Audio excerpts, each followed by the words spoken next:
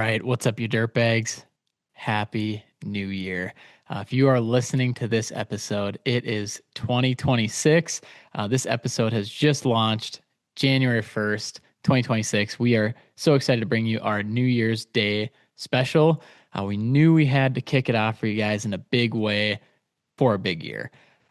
Huge shout out to 2025, though. I mean, just getting to talk to so many of you, seeing a lot of your businesses prosper and grow, but at the same time, too, going through a lot of peaks, valleys, mountaintops, roller coasters. I mean, you name it, whatever it has been quite the year. And the most important thing, especially that I'm hearing from you guys, is that there's growth in failure and always fail forward.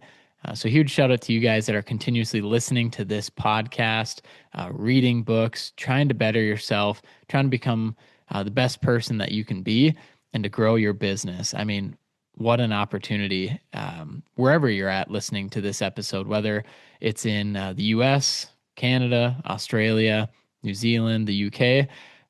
Huge shout out to you guys for listening. So on this very, very special New Year's Day episode, we have a lot going on, and I hope you guys sit tight. You dial in on this episode because this is episode number 110 that you're going to hear after this overview. We brought on the man himself, Dominic Rosales. If that name doesn't sound familiar, he owns and put together the group and the page Poor Pumper Society. It is one of my all-time favorite follows on any social media platform. If you don't follow him now, we'll talk about it in the show of how he built this mega platform. But shoot him a follow on Instagram, YouTube, TikTok, or Facebook. Some quick numbers for you. He's on Instagram. He's got like 230 some thousand followers. YouTube, he's got 600 some thousand subscribers. TikTok, another 500,000 followers, and then Facebook, like 660 some thousand followers. And he is just he mixes in some unbelievable humor, but he's also a huge advocate for the construction industry, for the septic industry, and even more specific, the pumping side of things. So that's Poor Pumper Society, our guy Dominic Rosales. And you guys are going to hear a lot in this upcoming episode, not just, of course, about septic pumping, but how to build a massive brand, how to monetize a brand, how to build a company, how to build partnerships. We talk about Japan. I mean, we go through a little bit of everything, creating content, leveraging AI, getting different certifications. I mean, I could go on and on. I don't want to give everything away here, but he also has some unbelievable book recommendations at the end for you guys. So huge shout out to Dominic for coming on and absolutely destroying it for you guys. Just one of my all-time favorites, and I'm really excited to dive in here into the episode with you guys in a couple minutes here. So a couple other things I wanted to address before jumping into this amazing episode 110, our New Year's Day special. A lot of you guys were on our Dirtbags University. We just launched that on Christmas. How that worked and how it was a little different.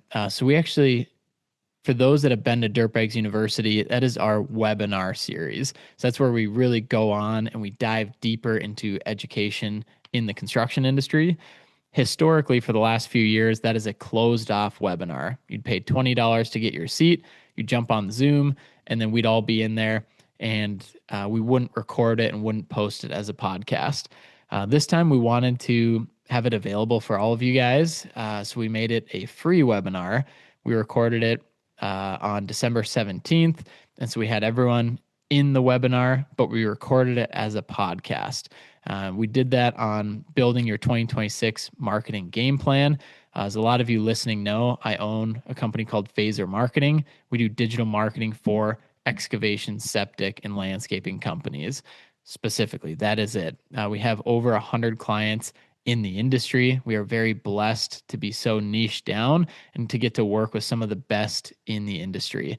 We have a 3-phase program starting, if you are listening, you're doing about 500K in revenue up to $1 million. We have our brand new phase one program. It's meant to be the startup program. You get to come in and work with us. It's about $1,500 per month, but you get everything from a foundational phase to get you going to try and get you past that $1 million mark. And so we'll post more information in the description on that. So that is our new phase one program. It's meant to be a 6-month program, and it's kind of like a minor league system. We actually undercut our own prices, and this is not meant to be a long-term program. It's meant to get you the necessary resources and team and online presence you need to help bump you from that 5, 6, 700K in revenue up past $1 million. And once you either hit that 6-month mark or you cross $1 million, we're going to upgrade you into our phase two program, which is the program that everyone knows and is familiar with. Our phase two program, that's going to include everything, our entire team. We have 25 full-time team members.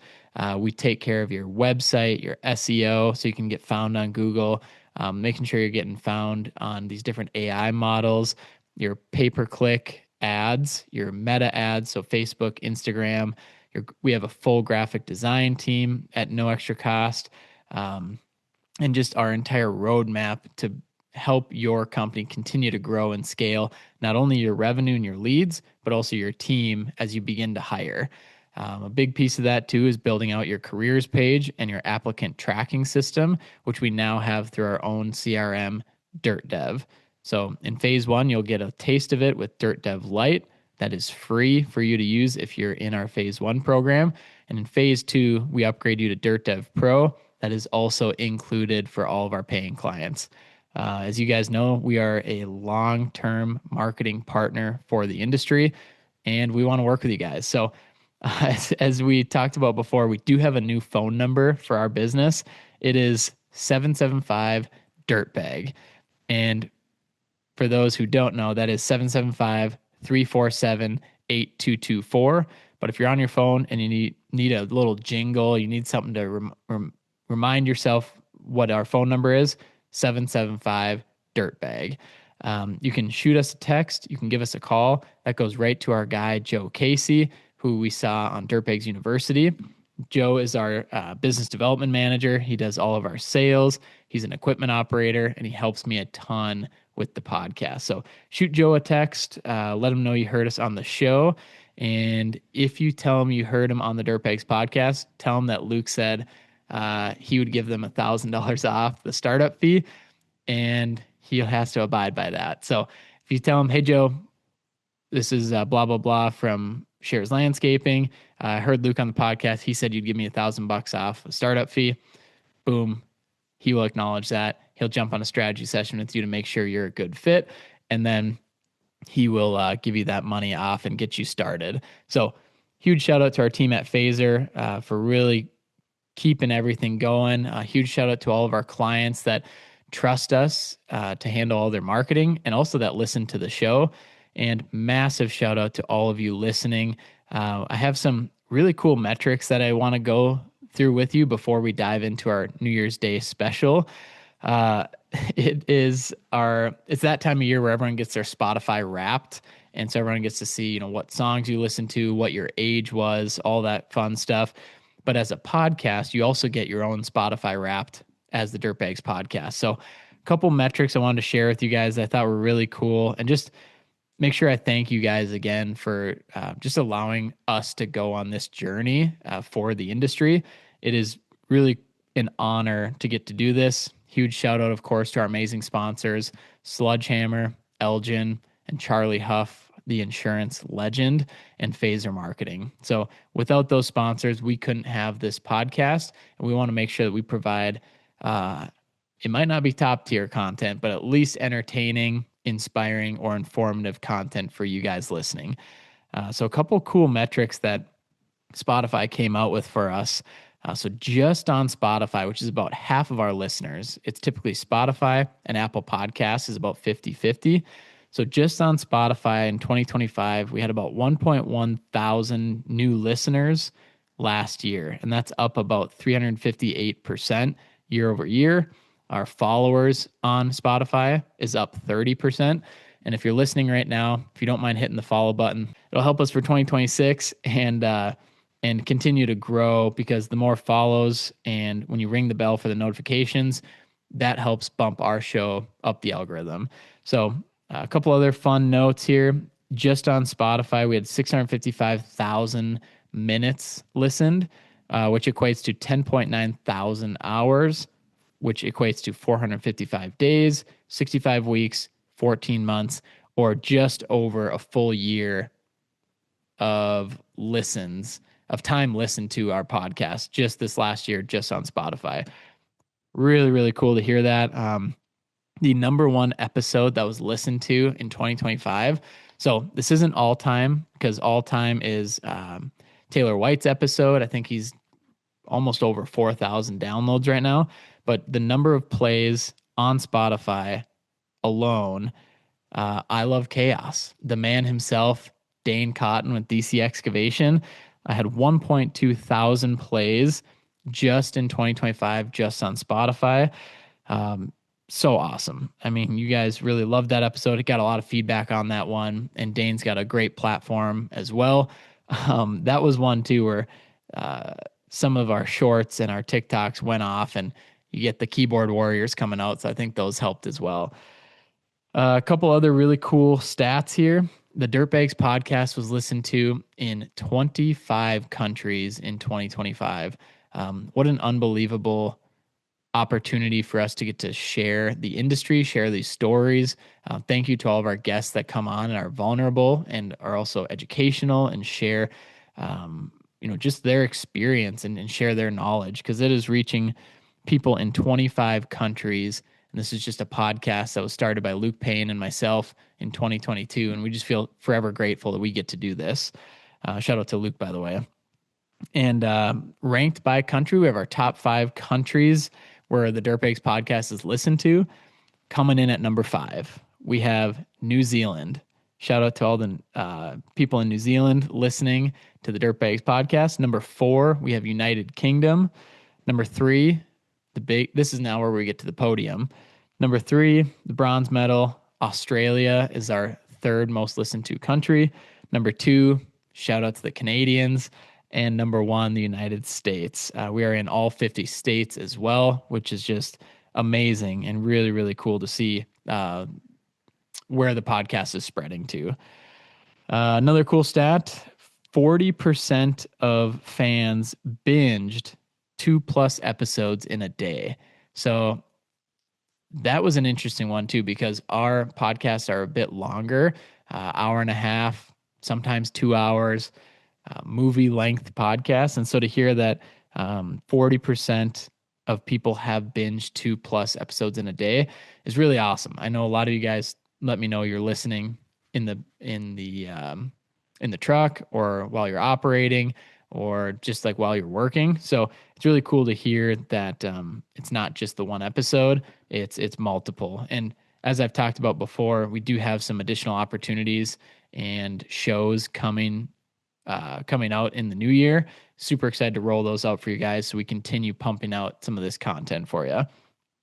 Let's see. The Dirtbags podcast was a top 10 Spotify show for 1.1 thousand fans. And this is where it gets fun. So of those fans, these are the other things that they listened to or liked.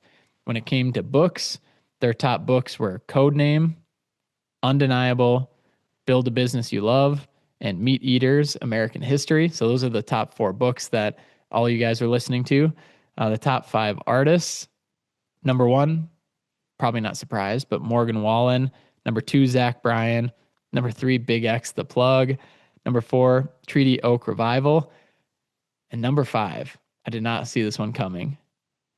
We have a bunch of Swifties that listen to our podcast. The number 5 artist that our listeners that listen to our show, the number 5 artist that they listen to is Taylor Swift.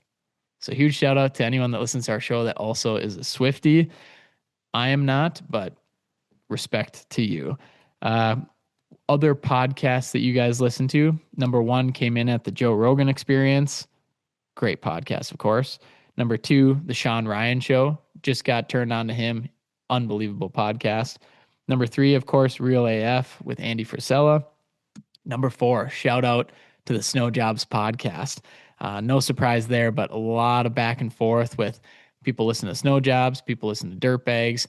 We send them back and forth. I'm going to have Jeremy and Steve back on the show again, and really, really love those guys and what they're doing for the snow industry. So if you haven't listened to the Snow Jobs podcast, go check them out. And then, of course, number 5, this past weekend with Theo Vaughn. So, we did win an award, which doesn't mean anything. It's just a Spotify little graphic, but kind of cool to see. We were the 2025 marathon show. So fans listened longer than 97% of other shows on Spotify. So top 3% of how long people listen to in all shows on Spotify, which is really, really amazing. So huge thank you to you guys for sticking it out with us, for continuously providing questions and showing up to Dirtbags University, which is now on our channel, which you guys can go listen to. It came out on Christmas. And we also have our new Dirtbags podcast t-shirts on the website for sale. You can go to shop.phasermarketing.com. I think I have a deal on there. It's either $30 per t-shirt. We have 4 of them. Or if you want to collect all 4, you can buy all 4 in a bundle for $90. You basically buy 3, get 1 free.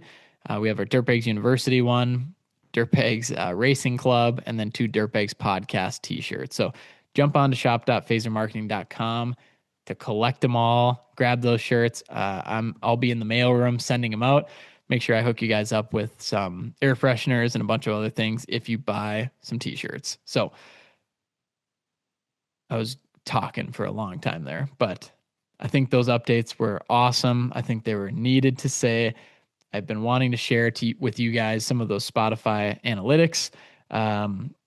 Without further ado, I think we're going to jump into it because this is a huge New Year's Day episode. Wherever you guys are at in the world, wherever you're at in your business, wherever you're at in your life, thank you for listening. Thank you for listening to this specific episode, number 110, with the man, Dominic Rosales. Let's dive right into it. Poor Pumper Society. This is Smells Like Money with Dominic Rosales. Brandon, if you can cue the music, let's make it a great year. Let's make it a great day. Let's get after it. Here we go.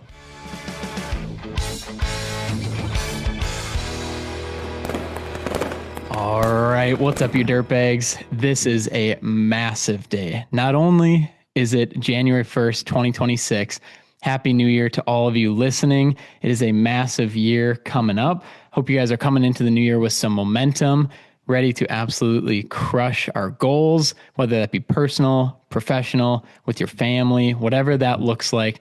Let's get after it. And as we were looking at our schedule for the Dirtbags podcast, we knew we needed to come out into 2026 with a bang. We thought, who would be the person to bring on to the show? And I am so excited. You heard me talk about him already in the overview part, but I'm so excited to finally welcome into the Dirtbag studio, the man himself, Dominic Rosales from Poor Pumper Society. My man, how we doing? Pretty good, man. Thanks for the invite. Dude, so good to finally have you on the show. We have so much to cover, but thank you for being on the show. You're tuning in from Texas? Yep, San Saba. It's right in the middle. Very small town that no one knows about. Oh, dude, I love it. I know I was asking you before. I'm like, how do you pronounce the name of the town? Yeah, it's like San Antonio, except it's San Saba. But Uh, yeah, we're about 2 hours. We're 2 hours north of Austin, so that's usually the biggest city that people know about. So yeah, wicked. And then, did you grow up in that area? yeah, born and raised here. Right on. And let's dive right into it. So for everyone listening, they've probably heard of Poor Pumper Society. If you live under a rock, maybe you haven't. If you're not on Instagram, YouTube, TikTok, Facebook, any of these platforms, you probably haven't heard of Dominic. But man, you have amassed over, as I was looking on a few of your channels, 500K followers, couple 100,000 on Instagram, 600K subscribers on YouTube. When did this start and how long has it taken to get to this point? And then we'll kind of unpack more of what you do from there. Yeah, so it's funny. I haven't thought about that in a while. So as far as the YouTube channel, um, that started, I want to say in 2021. I'm gonna look it up right now, so I'm not wrong. Man, May 13th, 2021. So wow. yeah, what's funny is how I started is TikTok. That's really where it kind of blew up. Hmm. Initially, there's like some groups on Facebook with pumpers, and every now and then you post pictures, you post videos, and it seemed like kind of an inside thing that only other Yeah. pumpers would understand, like unclogging an inlet baffle, stuff like that. You Yeah. know, most of the time you wouldn't think that anybody else would find that interesting besides someone in our field. Well, we're at our in-laws' house, and my brother-in-law, he was scrolling through his phone and he was showing me a video and I was like, "What is that app?" And he's like, "It's TikTok." And I was like, "TikTok? Isn't that, just people lip singing and dancing?" Dancing. So like Yeah. I had no TikTok at the time. And he's like, "No, there's other stuff too." Like he showed me SB mowing, that guy that mows lawns for Mm. free, stuff like that. And I was Spencer, like, right? "Yeah, yeah." Yeah. And I was like, "You know what? I guess I can post stuff on here." So I posted a couple videos. Usually it seems like TikTok is kind of generous with like your first video. Oh It'll kind yeah. of throw you a couple hundred views, kind of To test the keep you, it's like waters. the casino. It'll Yeah. throw you a couple hundred to keep you around. Yeah. So, I was kind of excited about that. And then, I just kept posting. And one video in particular, it was a floating mass of wipes. It was just Yeah. me poking it with the shovel. And I posted it, went to sleep, and the next day it had like a million views, and I was like, "What the heck?" So I just kind of rode the wave after that. I just kind of rode the momentum, and I just see the follower count hit 10K, keep doubling 20K, 30K, before you know it, 100K, and uh, Man. it was just up from there. So, and I think I know the answer to this, but you start something like that, you think maybe just people in the pumping industry are going to be interested in it, but it's so much wider than that, right? And so who do you see following your account? Is it just the everyday person, or who comes and follows your account? Yeah, so you on one hand you have like TikTok is a younger crowd, Sure. but what I really see more so on like YouTube and Facebook is kind of the DIY crowd, the people that want information about like their septic systems, Yeah. and even just regular people that find it interesting or didn't even know about it. And then surprisingly, there's some people that actually just watch for me, like I guess they like my personality and what I bring to the channel, and I appreciate them as well. Like, you were talking about what were we talking about? Oh, dude. The roller dogs and the energy drinks. So like, I Wait, kind of hold on. post, yeah, Dominic, we can't just skim over this. I have the full quote here. It's yeah, yeah. if 1,567 people cash at me a penny, I can buy a monster, two roller dogs, and a gas station boner pill for lunch tomorrow. Yeah, so it's like people that watch my stuff, I mean, they kind of Uh, get to know me a little bit more. But yeah, the funny thing about that one is I had seen somebody posted a video and they're like, if this many people, it was like a ridiculous number, it's like 500,000 people Venmo me $1, I can be debt free tomorrow. And I was like, that's a good idea, but I feel like they're reaching a little high. I was like, for sure. let's start off with something small here. We're talking about 500, like what is 50 cents? That's $250,000. Let's start with like $20, Yeah. like let's cover lunch first. And surprisingly, we did hit that goal. Like, No way. yeah, yeah, I got it. I got the video. I got to post it soon. But yeah, I went in and got, they didn't have roller dogs, so I had to get gas station pizza instead. So I'm sure there's gonna be people upset about that. But So yeah, were people cash apping you just 1 penny? I had some cash at me a penny, but some of them did the full amount anyway. Oh, So that's I sweet. was gonna shout them out because I know it's probably somebody that's been watching for a while. Yeah, just an OG. Hmm. Man, I mean, taking a step back, like you mentioned, your personality, and that is what I'll say this. In this day and age, there are so many people creating content, and it's funny how, in that same breath, it's almost easier to stand out because you just have to put some creative thought into it, be yourself, and put some time and energy. And I like to say you're either informing somebody, you're inspiring them, or you're entertaining them. or a combination of the three. And that's typically Hmm. why people would listen to a podcast. That's typically why people would watch our content. And you strike all three, right? And like you said, you can learn so much from your videos because even somebody like me, we have a lot of septic clients, and I know enough to be dangerous. But when I watch your content, I watch Anderson Septic content, I watch Canadian Septic's content, you learn a ton about how these systems work, what to look out for. And every system, from my eyes, is completely different. So just learning like how these are engineered. And I know not too long ago you had one, there were like barrels. There was like a Yeah, DIY yeah. system. What does that look like? Have you seen any other crazy systems, or what do you come across typically?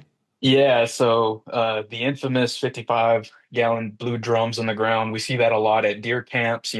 It's just like a Unreal. cabin, like a bunch of dudes, they split a case of beer and dug a hole and put those in there, and they just mainly use it to go number two, and they just take a leak out in the pasture, stuff like that.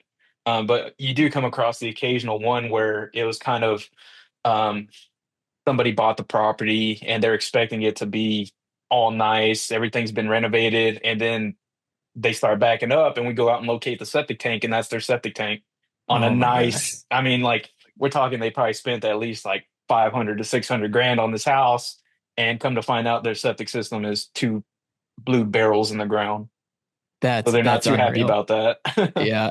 Um, and gosh, you have so many, I don't know what you call them, but just like Dominicisms of these things that you say. You have a big holiday. We celebrate Black Friday, of course. Mhm. It's the Friday after Thanksgiving, but you and probably all septic pumpers celebrate I guess, would it be Brown Friday? Brown Friday, Like the yeah. day after Thanksgiving. So what, and I know I'm jumping around a little bit, but why does that happen where Thanksgiving, it seems like Thanksgiving night, there's always these backups, emergency calls. Why does that happen? So with septic systems in our area, we're talking about just a regular septic tank and a drain field. It is a very common belief here that you never have to pump out your septic tank if everything's working the way it should. So you flush the toilet, you take a shower, everything drains out the way it should. You don't have to do anything to it. You don't have to pump it. Well, what happens is, these households, they go 10, 15 years and everything's flowing just fine. But in reality, what's happening is all of these solids are accumulating. You've got a really thick floating scum layer, which is anything that floats, and toilet paper, and then the bacteria and enzymes do break some stuff down, but it sinks to the bottom, makes sludge. So all of that is accumulating, and eventually it gets right up to that pipe that's coming in.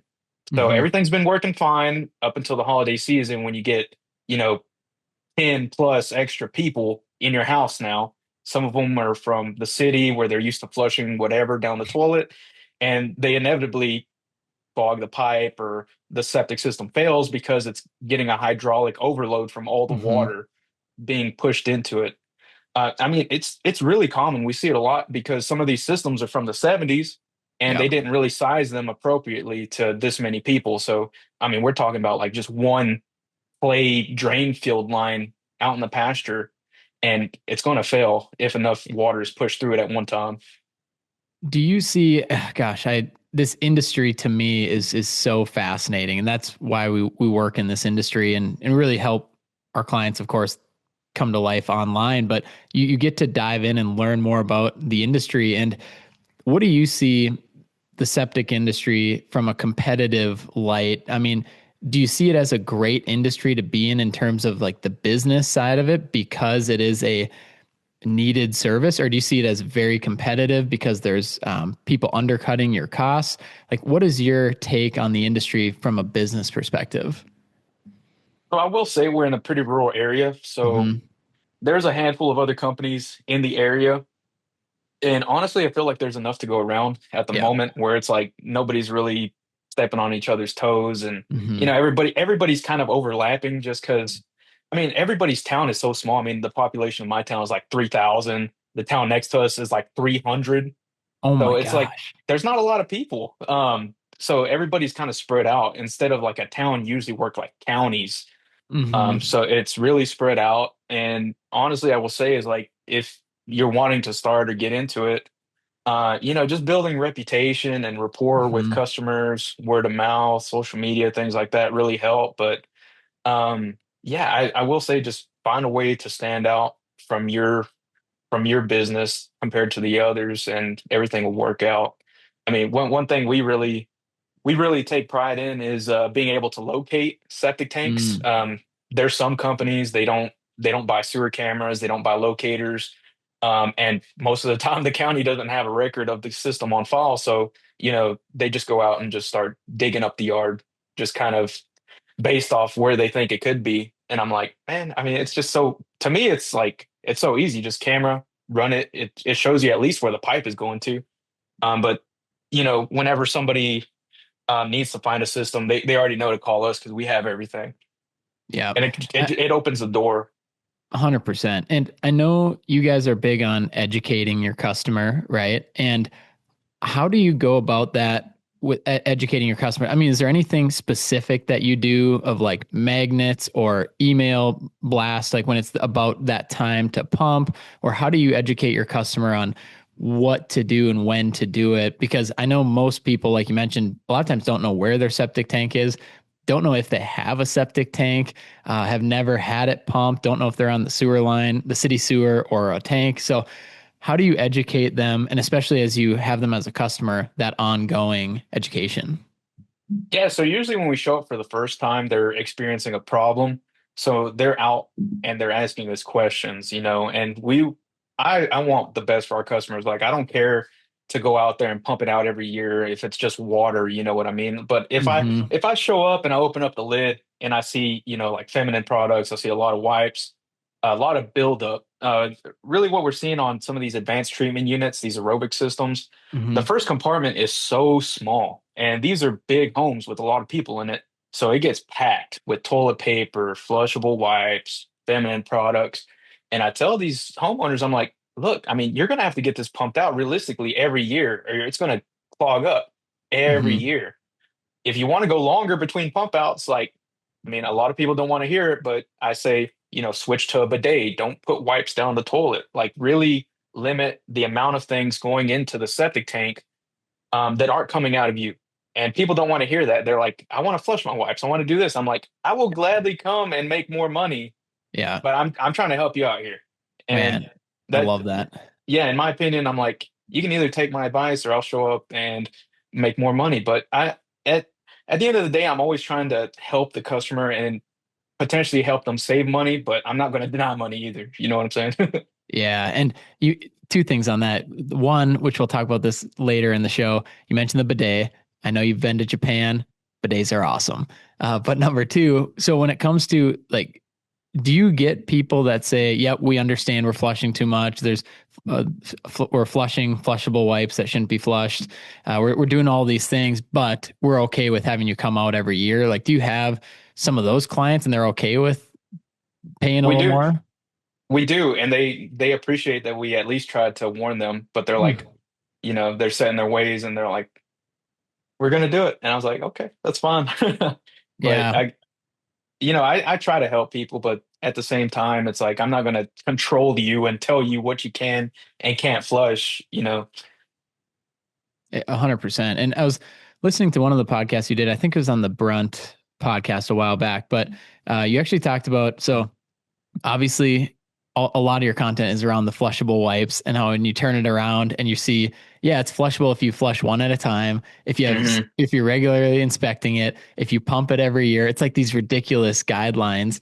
But what I thought was really interesting that you mentioned is even toilet paper, uh, it's yes, it'll work, like the septic system doesn't eat it, especially if there's a Right. lot coming in at a time. Like it will get build up and then get stuck. And so in some of your videos, you'll see you pull the lid off and then there's toilet paper just like stuck there and clogging everything. So I'm sure part of your recommendation too is like how much toilet paper even to use. And if they can't do that, then you're going to have to be out there and it's going to cost them more. Oh yeah. I mean, the way I explain it, and a lot of people don't like to hear it. Believe it or not, I used to be pretty heavy into fitness. I mean, I still am kind of active. Um, but it's kind of the calories in and calories out debate. some people like using they want to believe that these additives are going to magically eat everything inside of that septic tank, all the toilet paper, all this.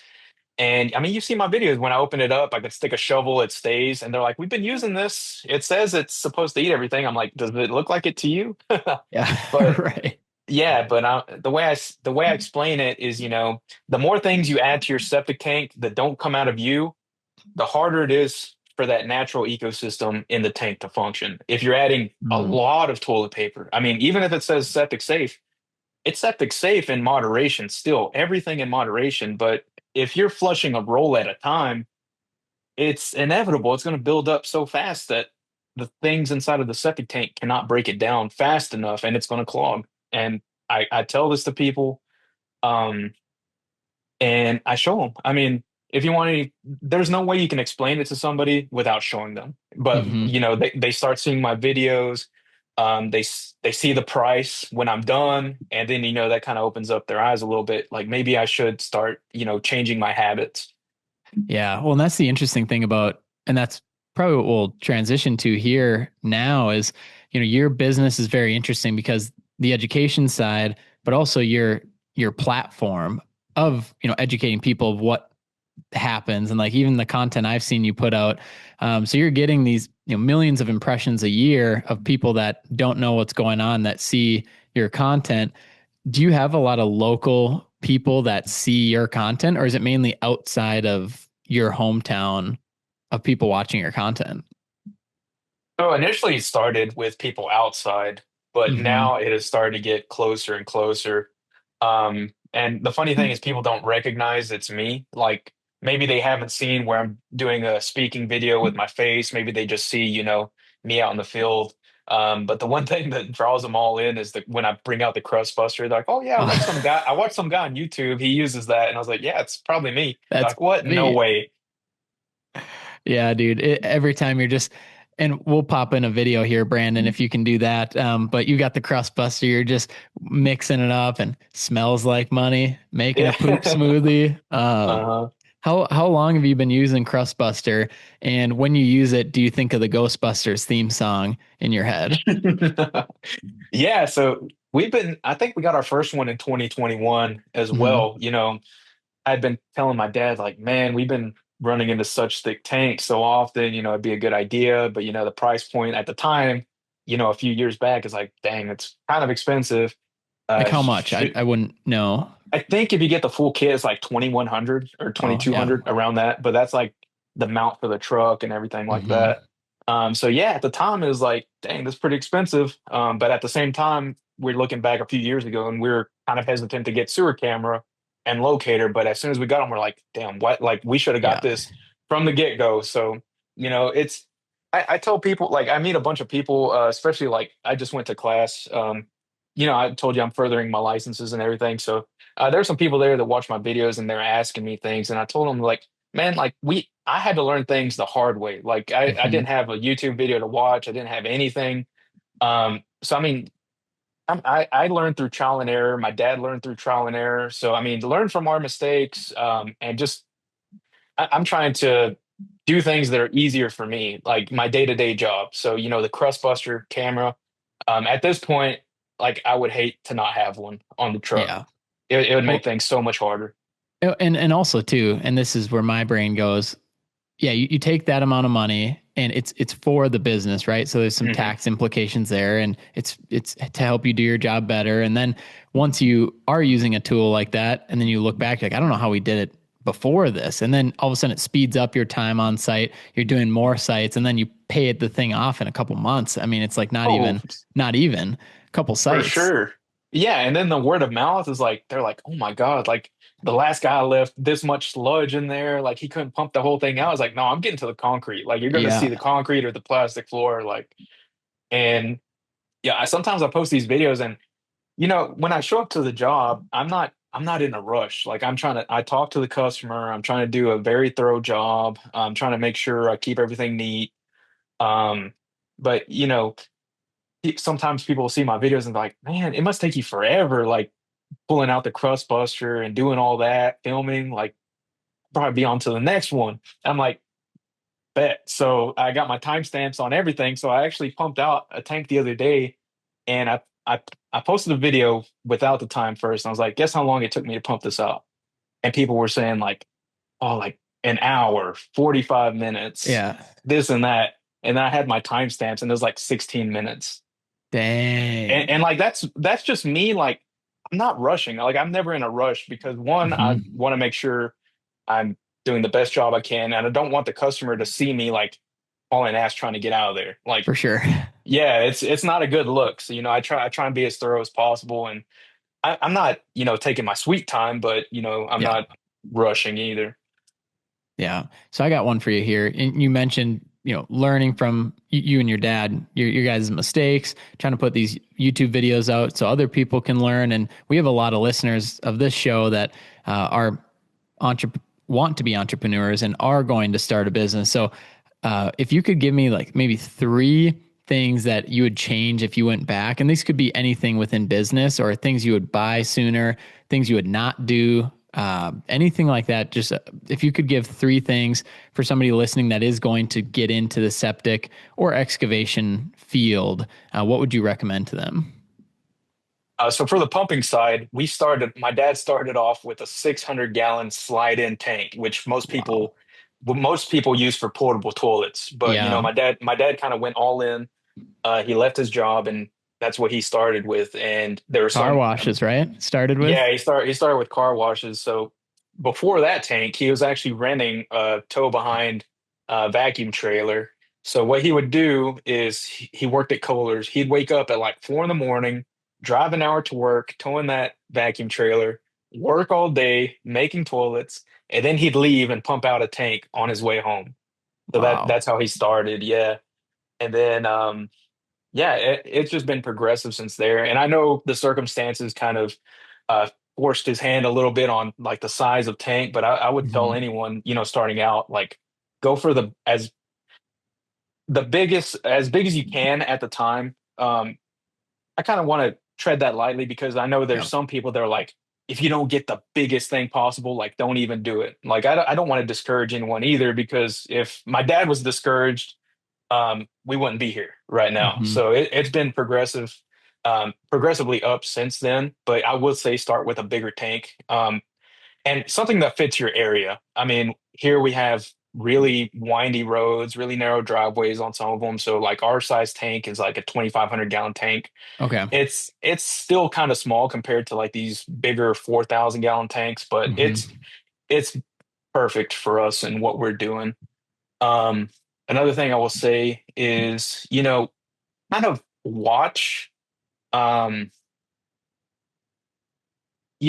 don't become the subcontractor to Hmm. the early on. Sometimes people offer these really promising opportunities. They're like, oh, if you, kind of show up and do this now, you'll be our go-to guy. Like, don't fall for that Mm. because, yeah, early on, kind of fell for that a few times, and I will say you kind of get wrapped up in these people, and to them, it may not seem like it, but to them, you're very dispensable. So I will say, Mm. stand firm on your price, stand firm on your schedule, and like don't get wrapped up in stuff like that. If it's a negative, if there's more negative than positive, don't get wrapped up in stuff like that. Yeah.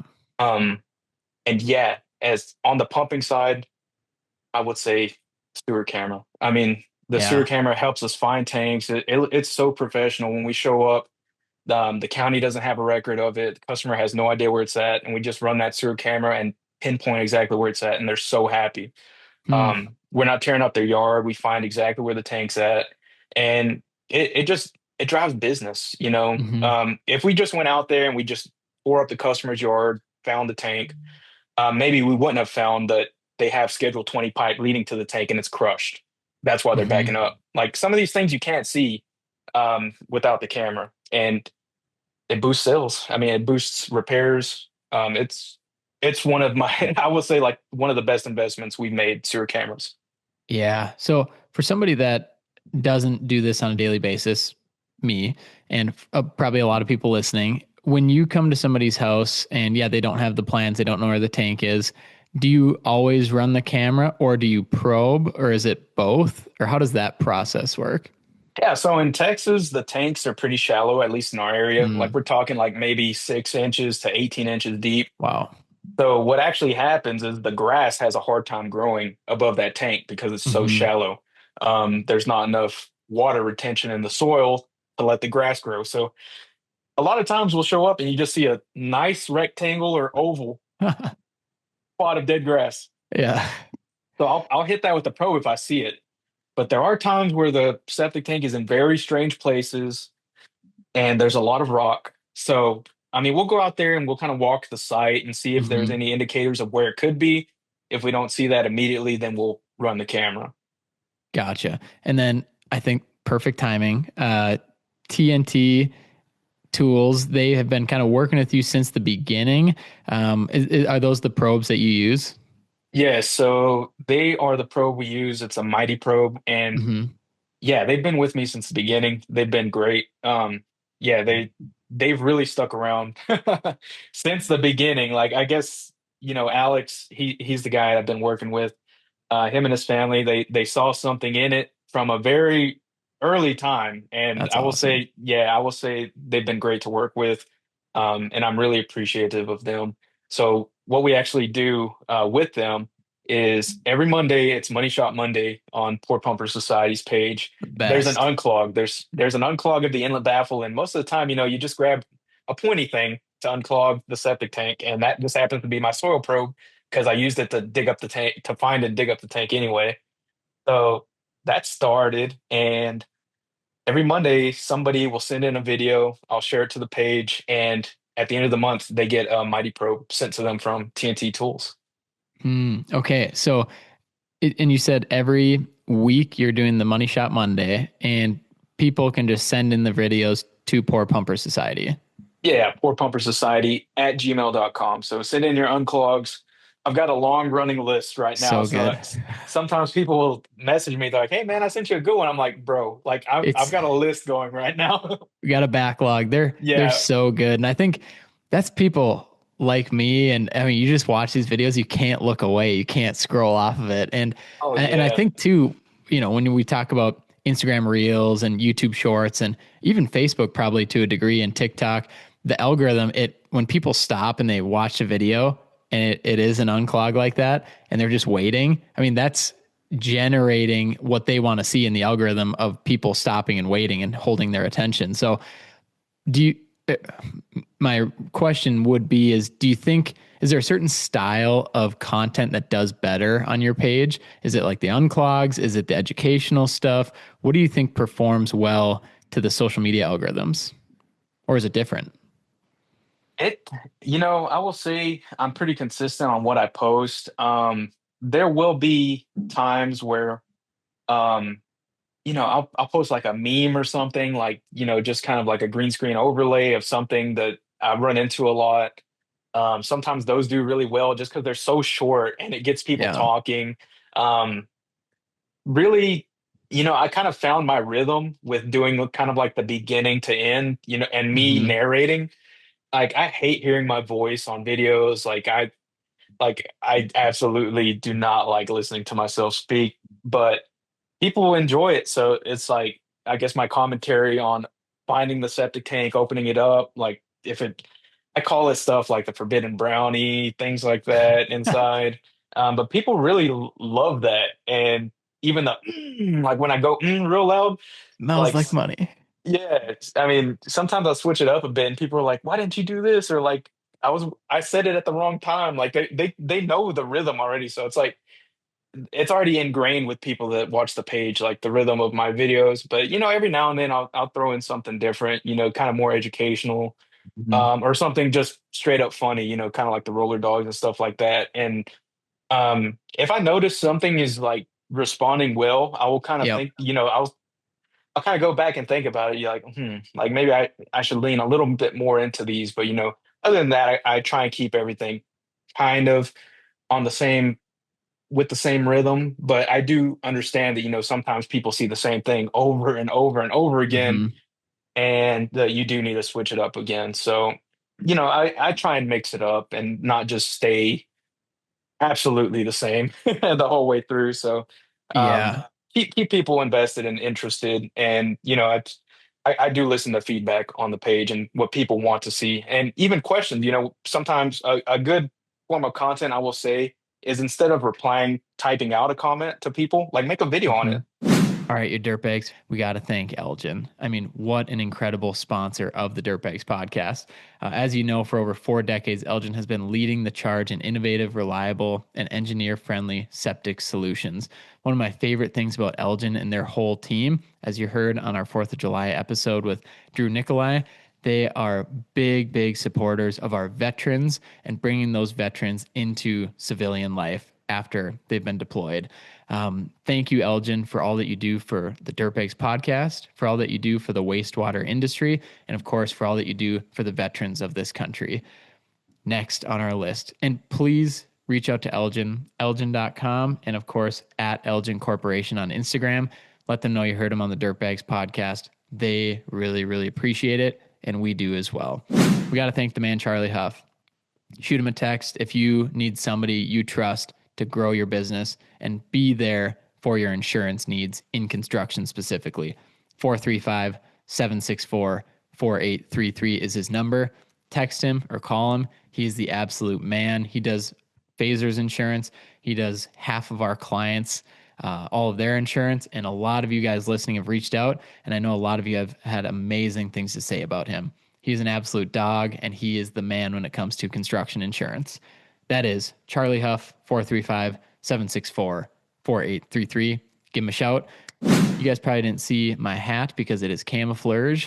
This is Sludgehammer. Sludgehammer, thank you. Thank you. Thank you so much for sponsoring the Dirtbags podcast. Will, Dr. Wickham, the whole team has been absolutely incredible to work with. We have some exciting things in line with them. We have a potentially an episode I'll hint at of the Knights at the Brown Table coming up, and we are doing so much for the industry with Sludgehammer. And thank you for sponsoring this episode. Thank you for giving us some sweet hats, some gear. We're going to do a big Sludgehammer giveaway with their gear. So Sludgehammer, huge, huge thank you for supporting the Dirtbags podcast and all that you do in driving the sustainability and the innovation of the wastewater industry. To learn more about Sludgehammer and how you can become a network partner with them, go check out their fancy pants new website, sludgehammer.net. They have all their information on there. And also, you can give them a follow on Instagram at Sludgehammer Group Ltd. They have an incredible social media as well, but shoot them a message and let them know you love what they're doing and you're following them on the Dirtbags podcast in this speed round ad read session. So, with that, I hope you guys enjoyed that speed round because we're going to get you back to the entire episode. No more ad reads as long as you guys reach out to them, let them know, hire us on at Phaser, talk to Sludgehammer, talk to Elgin, talk to Charlie, listen to the Dirtbags podcast. I've seen that do really well too. And I think I know it's very common with TikTok, right? Where you can reply to the comment Hmm. and it comes up and it's just your video replying to it. Yeah. Yeah, so I do post on multiple platforms, so I will actually take that and just kind of green screen it and then Mm-hmm. edit it on a different software, and then I'll upload that to everything else as well. So even if somebody makes a comment on YouTube or Mm. Facebook, I will still just like clip their comment, put it in there, and post it everywhere. What software do you use for that? CapCut. Oh, CapCut. Okay, awesome. Yeah, for anyone listening, CapCut's a great, great software to use for It's the content best. creation. It's Yeah. unreal. Just the ease of use and you have a lot of people that have never, formally edited anything with Mm-hmm. like on a desktop. This is all from your phone. Like most of the Mm-hmm. stuff I do is from my phone. And, sometimes I feel like people think a little bit too much about posting and making content. They're like, I gotta have, you know, this and I gotta have that. I'm like, first off, that is only good if your content is good as well. Like Mm-hmm. just start simple first, start with your phone. I mean, even when I was doing the voiceovers, I grabbed my phone and I was talking like that to it. I didn't have a mic or anything. But once I saw it started doing well, then I started upgrading my equipment. So I feel Yeah. like sometimes people do it in reverse, they do everything or they're even scared to do it. And I'm like, don't be scared. the way I explain it to people is like every day you post is like a lottery ticket. You don't know which one is going to go viral. You don't know who's going to see that video. I mean, it could be a potential client, if you're, focusing more on just marketing your business. But every day you don't post, I mean, that's somebody could have seen that and it could have benefited you.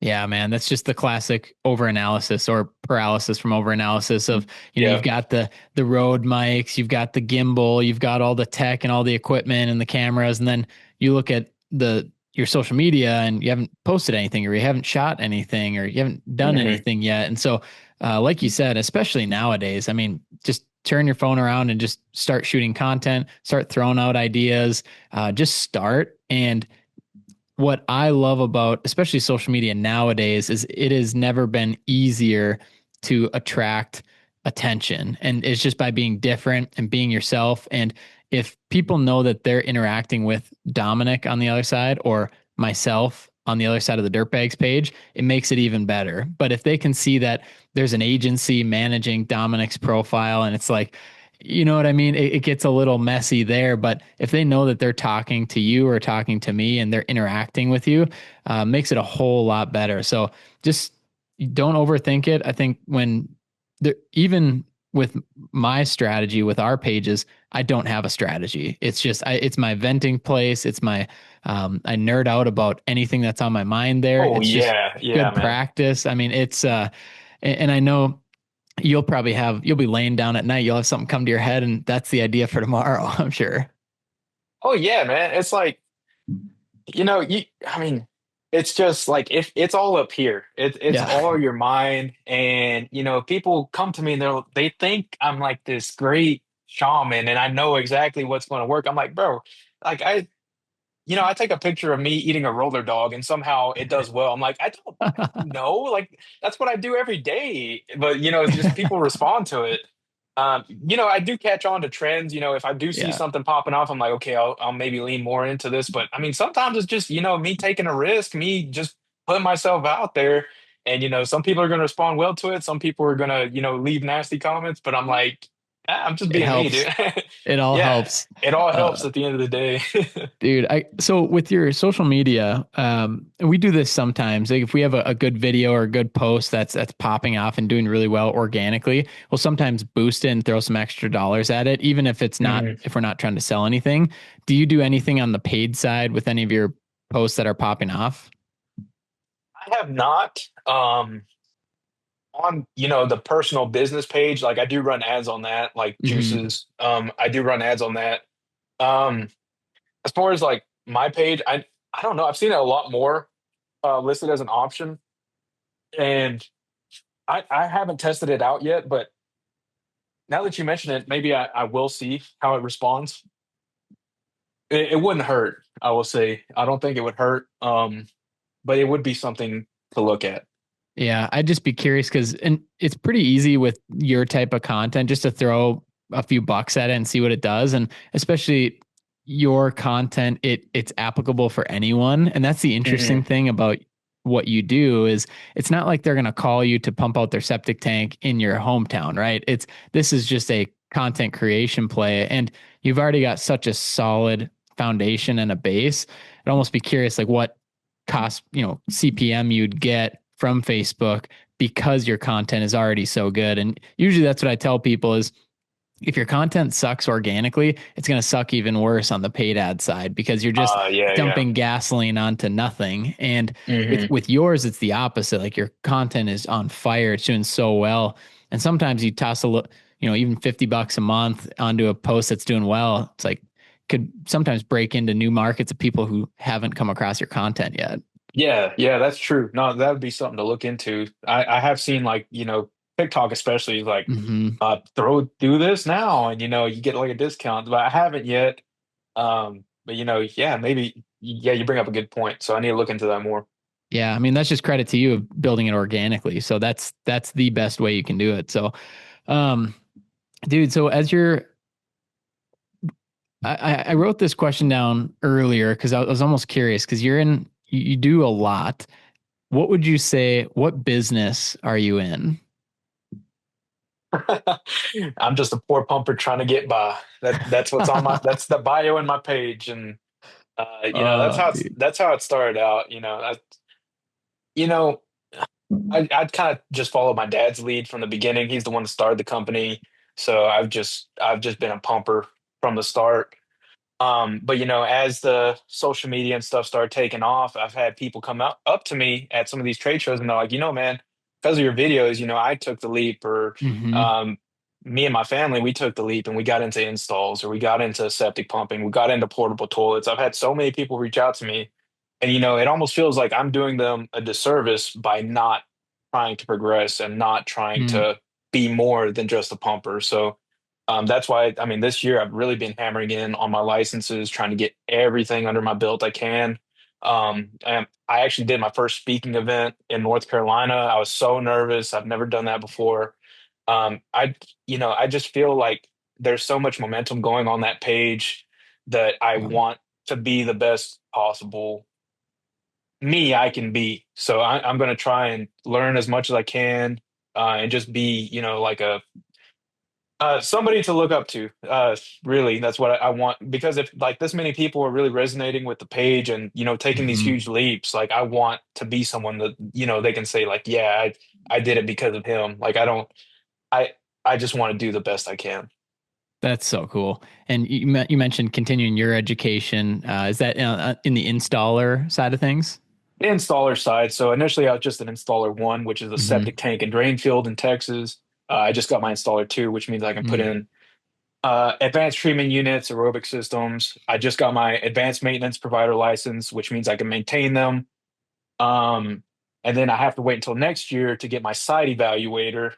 Mm-hmm. Um, but I'm already on track for that. So once I get my site evaluator, that's all the licenses you can get in Texas. Gotcha. Man, that's so awesome. Your installer one, did you get that last year? I got it several years ago just to Okay. have it. Gotcha, Hmm. gotcha. And then installer two, I see, and then site eval. What so when I got to meet you at the wet show, Hmm. got to see you there. When you go to these shows and you mentioned, kind of this responsibility and you want to take advantage of this, right? Do you see yourself doing more speaking? Do you see yourself going to more shows? What does that look like in the near future? Podcasting, things like that. Yeah, so I do want to do more speaking. I also do want to do kind of more local meetups Mm-hmm. because the Wet Show is huge, but it's in Indianapolis. Yep. There's a lot of people in rural communities, and at the end of the day, I'm really thinking about me when I first got into the industry. Mm-hmm. I'm thinking like, damn, we couldn't afford flights to Indianapolis, we couldn't do this, so I'm thinking of going to more like local shows. So like Texas, we have TOA, the Texas On-Site Mm-hmm. Wastewater Association. So I'm going to be there speaking All right. this What's the coming year. topic? Pumping class Right with on, man. Brian Wakefield. So he's been in it a long time. He's a great source of knowledge. So we're partnering up for that. Um, and yeah, I would like to do just more local events. And the North Carolina one, there's a lot of Mm-hmm. people in North Carolina that watch my videos, so it was really cool seeing all them. Um, yeah, it's been really cool. So I do like these larger shows, but at the same time, Mm-hmm. I'm thinking of like the mom and pop companies that like maybe Mm-hmm. they only go to their local show, and I want to try and get to some more of those. Yeah, dude, I've been so blessed. I've gotten to see both sides. I Hmm. went to the wet show, which is way bigger than I thought. It was Oh, it's amazing. huge. But then every year, I think for the last 3 or 4 years, I do a lot of state septic shows or on-site wastewater associations, and so we'll go out to MSTA, the Michigan one. That's Durbin Hmm. Whitmer and Jason Spangle and all those guys out there, and then we did the British Columbia one. That's with James Sticksmith, Canadian Septic, and then we'll do Minnesota this year, Michigan again, and then it's been really cool to your point because that is usually there's continuing education credits within those Hmm. state associations, and those are more the mom and pop family run businesses, and so it's been really cool to get really, I would say, down in the trenches of training and educating from the stage, like you were just talking about. But like, how can we help? How can we make your business just a little bit better? And for the state associations, typically it's driving distance. So more people would come to those shows, and it's a tighter radius. So it's really cool to see you get more involved in the Texas side of things. And then North Carolina, I mean, just big following out there and they I love just it. want to give a shout out. I want to give a shout out to Jeff Kerr and Jonathan Godfrey in North Carolina. I will say what they're doing for the septic industry right now is so great. Like, um, my dad is not a school guy. He cannot sit still, but when Yeah. Jonathan speaks, he really resonates with everybody in the room. So, what they're doing right now and, what they're pushing for in North Carolina, like they are, they are doing such a great job. Like I can't brag on them enough. Um, yeah, I just want to give them a shout out. Like Dude, they are so awesome. that's so cool. I love to hear that and just shining the light where it's deserved too. So yeah, seeing some of these states really push the industry forward because and Dervin said this one time. It's just we're not just septic pumpers. We are public health professionals and Right. holding it to that standard. And you've talked a lot about that too, where yeah, a lot of times it's just looked at and I don't. Yeah, let's the industry as a whole. I think that is part of the problem of how it's perceived from maybe outside people and maybe the school systems. And I know you were telling me at one point back in the day, what did the school teacher say in front of your dad? I think it was to you in front of the students about just going to school and staying in school. Oh yeah. So this was kind of when my dad first started. They had a lift station down at the school, so they had my dad there pretty much babysitting it, pumping it out, making sure it didn't overflow. He had cones and everything set up next to his hose, so people know to avoid the area. So he was out there pumping it, and this teacher comes out. I guess they're walking the students to the next class, and she pointed at my dad in front of the kids and said, y'all need to stay in school or else you're going to end up doing that. And what's really funny is that the pump was on back order. They couldn't get anybody out there, and my dad was just pumping at the time, so he was, just pumping away. And I think when it was all said and done, I think he made like a significant amount of money. I want to say Yeah. probably close to what that lady probably made that year within, I want to say like a month or a few Yeah. weeks. And, it's not about the money. Hmm. I- the money, in that situation was good, but I feel like you should never look down at anyone that's doing their job. I mean, whether it be somebody pumping out a septic tank, I feel like sometimes people really minimalize what people bring to the table. It's like if somebody wasn't doing this job, everything would collapse. Hmm. With every whatever anybody is doing in society to help, I feel like if they weren't there collectively, everything would collapse. So it doesn't matter what you're doing. I feel like you should show respect to that person. But it also shows that, maybe something that you may think is dirty or gross could be a lucrative career that you never thought of because it's been kind of dismissed by the public school system. I mean, I didn't even know what a septic tank was when I graduated high school. I was just told go to college, and I went to college and I didn't know what I wanted to do. Yeah. I was like, if I could have gone right out the gate from high school and gotten all of my installer licenses, I feel like I would have been a lot better off than trying to go to college.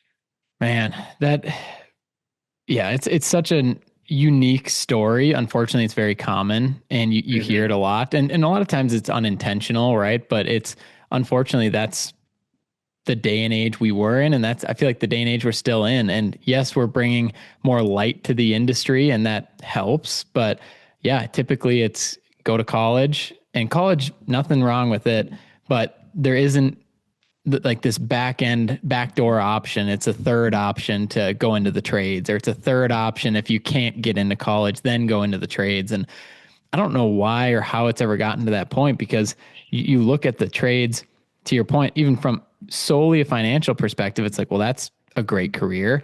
And then you look at a lot of the companies and entrepreneurs that you and I know in the trades, some of the smartest, most hardworking, incredible people.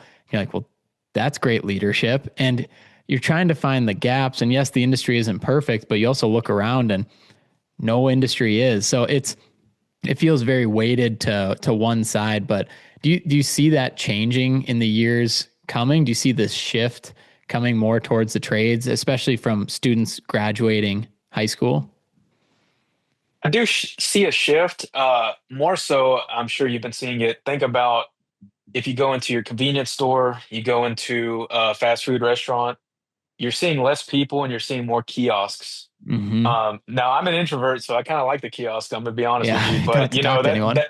that could have been somebody's job, and I feel like that's going to start creeping over into more and more things as AI and things like that progress. And I'm not totally against AI. I know some people are just like absolutely up in arms saying we will never do AI, but I feel like, especially with the septic industry, it has some benefits and it can Hmm. help. But at the end of the day, I don't think. I'm not going to say never. I was talking to someone at North Carolina about this. They're like, oh, it's never going to be able to locate and pump out a septic tank. I was like, I never thought I could talk to my phone. So I'm not going to say never. Yeah. You know what I mean? Yeah. I never thought I could talk to my phone and it spits me out like a full essay. I never thought that would happen. So Yeah. I'm not going to say never, but I know that day could potentially come. But, I do want to utilize it to help our business. So, Hmm. um, we've been using um, a couple things to help with like after hours calls. If somebody calls our company phone, it will redirect them to like an AI receptionist. And I've tested it out, and with the prompts I've given it, it's pretty damn good. Um, it's just crazy to think about where things are going to go. So, Yeah. I don't want to be stuck in a rut. I want to Hmm. keep progressing. Any new technology that comes out, I want to move forward with it. Um, I don't want to be that guy that's in the back of the room saying like, "Oh, well, this is how we did it in my day, so I'm not going to do it Hmm. any other way." So I want to learn. I want to progress. I want to keep rolling along. When it comes to, I love the specifics of it too. Do you have for the AI voice receptionist or any other tools you use with AI? Because we use AI in our agency, and I think it's misconstrued sometimes when people hear AI. It's like, well, AI can never dig a hole. It's like, yeah, but it might be able to do calculations in seconds when that would have taken me hours. But Right. what type of tools are you using? Maybe just some intro basic softwares or tools that you're using in your septic company or, for Pour Pumper Society. Yeah. So like the receptionist, I will say, a lot of times too, I'll just have stuff that comes to my mind and I'll just type it out and it's all Mm. jumbled and misconstrued. So I'll just be like, fix grammar. It's like I'll do that. I'm like, fix grammar. At this point, I mean, when you go through AI, the dashes, it's like if I see a dash, I already knew they ran that thing through ChatGPT. So I'm like, I I'm telling people, I'm like, I'm not just putting it through ChatGPT and Yeah. making it spell stuff. Like I'm typing it out. I just want to fix my grammar because I know somebody's gonna say something about I misspelled this or I didn't put a comma here. I mean, it's been a while since I've had to type out a full essay, so I do use it to fix my grammar. Some What I've been using it for, kind of like the image generators to make like these Yeah. spoofs of the Milwaukee tools. Yeah. I've seen those. Those have been insane. Like I had a Milwaukee roller dog, the machine that ran off like an M12 battery, and I had Yeah. people messaging me. They're like, "Where can I buy this?" I'm like, you can buy it. I just made it in AI."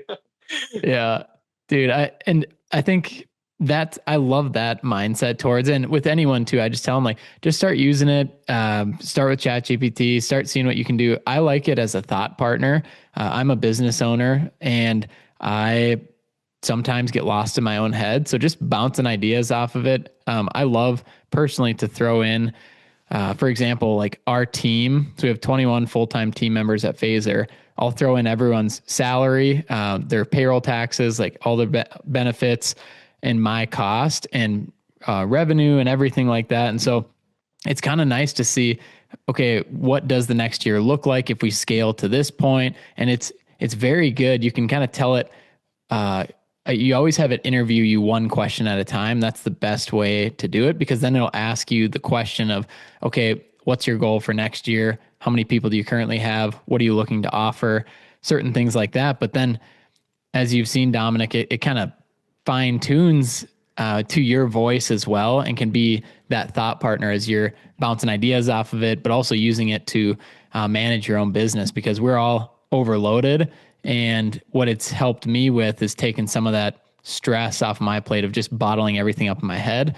And I can now bounce it off of, we call it CFO Luke. It's a nerdy person that has Uh, a similar personality as I do, but thinks more in numbers, where I think more in feeling. And so as we mhm. run a business, you have to be profitable, you have to make money, and there's certain things we need to do. So I found it super helpful for that. And then, um, HR type of things too. Like we were just going through this, we set up a health reimbursement account for our team, and they sent me 6 packets to download, and I'm like, gosh, I don't have time to sit here and read through all this. Like I Oh will. yeah. So I just downloaded them, sent them in. I'm like, can you give me like, what are we looking at here? And it broke it down. I read it in 10 minutes and I was like, okay, now I understand what we're getting into. And so just things like that is really helpful, just to screenshot or download and drop it in there. To your point, when I was taking my test for my, I was preparing to take my test. My Installer 2 class I actually took online and they sent us a PDF of the handbook. So Mm-hmm. I uploaded the whole thing to ChatGPT and I had it make me 100 question sample Beautiful. test. Yeah. And I uploaded it to Quizlet and I was taking that and I passed with flying colors. That is such a great example. Wow. Like just taking that, and it's like flashcards, right? Hey, give me a Yeah. hundred questions so I can do a practice test so I can be prepared to pass this thing. Or you're going to be stuck there reading the entire thing word for word and miss the majority of it. Cause as we know, like a lot of books and a lot of packets and textbooks, it's all fluff, or a lot of it is. It's like, get me down to the what questions do I need to know? What do I need to study? And how can I become better and actually know more from doing this rather than just doing it the way it always has been done? Oh yeah, 100%. And I have like, man, I have like ADHD brain so bad. So it's like so helpful. I'm telling you, it's like I've got a million different things going on in my brain, and if I don't like get it like quick like that right now, it's like it's not gonna happen. So Yeah. it comes in handy because like kind of what we're talking about, the flashcards, anything like that.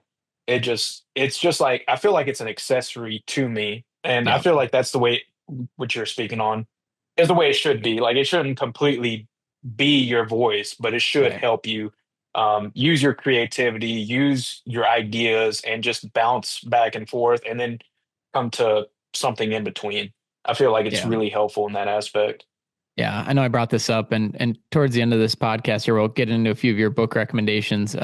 One that I was reading a couple episodes ago is The AI Driven Leader, and that was a really good book because it obviously it's a book, so it knows that AI will be so much further, the day it publishes. But so it really just gives fundamental, like how to use it as a thought leader and what, how to harness it and what types of things to do. And just in any business, you can use it. And so I think just using it more for that back office or thought leader type of things to bounce it off of.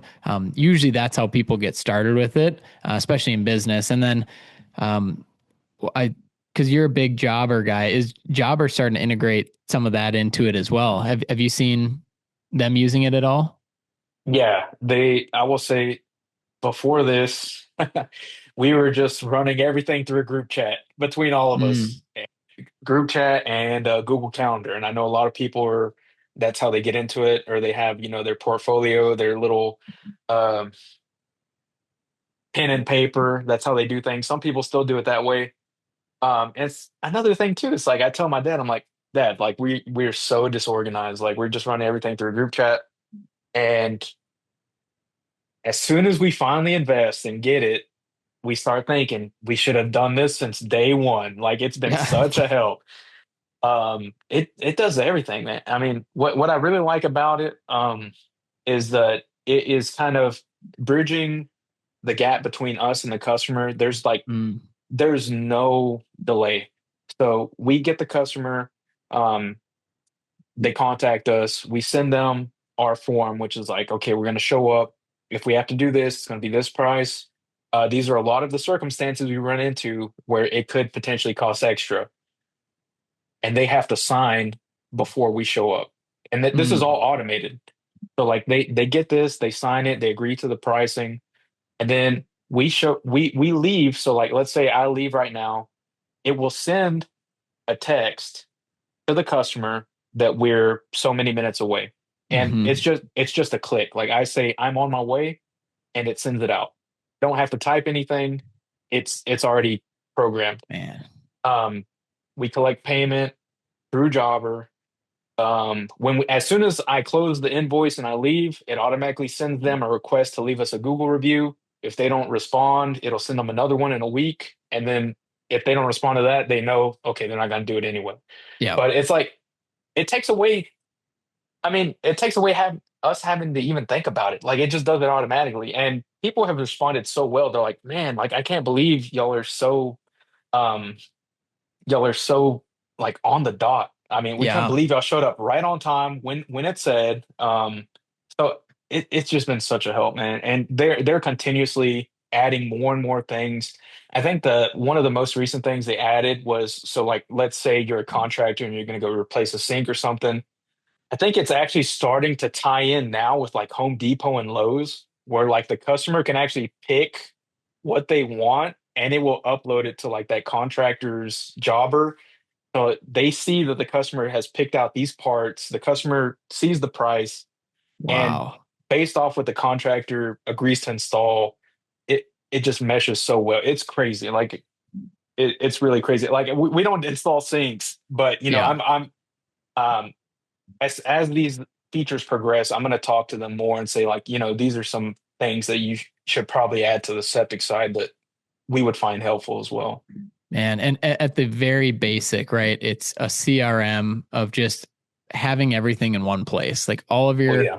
customers, all of your leads, all of your past customers, your dead leads, like whatever it is, that's all it is, right? And then you can see now way more clearly who you need to follow up with, who's on your schedule. And uh, for me, what helped us right away get a CRM is um, giving them the time and the focus that like our customers deserve or our Oh yeah. leads. And when it's all pen and paper, it's in my notes app, which it was for a while. They're not getting the attention they deserve. And like you said, people are shocked when you show up on time. Oh, you showed up when the email said, and you're like, yeah, Yeah. that's what we do. Hmm. And so I just love that. But most importantly, it probably freed up, gosh, like 70% of your admin time from scheduling and from sending these emails, these follow-ups, these Google review requests, everything. It's just you set it up once, you set it up to the cadence you want. And obviously, like you said, 1 week follow up on the Google review. If they don't do it after the two times, don't keep bugging them. Like these are just Yeah. workflows and automations that you set up as the business owner that are very easy to do. And a CRM like Jobber, it is so easy. And so we always try and recommend that. There's a lot of great CRMs. It's it's just a customer relationship management tool, right? You're just managing your Pretty people. much. Pretty much, yeah. And I mean, it just helps. It kind of smooths everything out.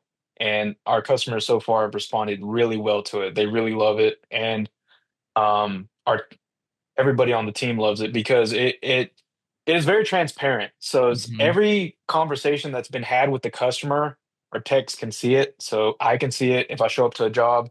What had been happening in the past is sometimes I show up and I get to the job and they're like, "Oh, well, the lady on the phone said it would be this." I'm like, "No, you signed No. this. This is Yeah. exactly what you said."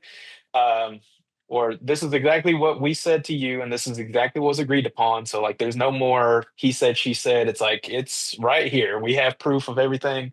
Um, and what's really good too is you know, following back up on our recurring customers. Yep.